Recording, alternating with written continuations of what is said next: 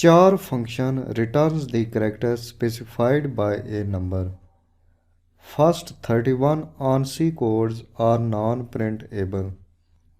ANSI codes run from 32 to 255. These ANSI codes are associated with specific character.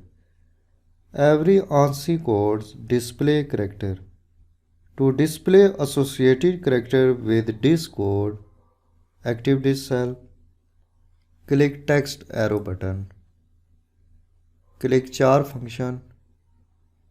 The function arguments dialog box opens. CHAR function returns the character specified by a number.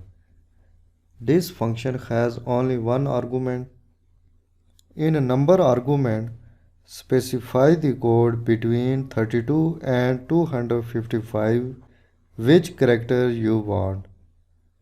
If you type code between 1 and 31, CHAR function will return non-printable character. In number box, select this code. Click OK. CHAR function returns empty cell associated with this code. Paste the formula in other cells. Double click.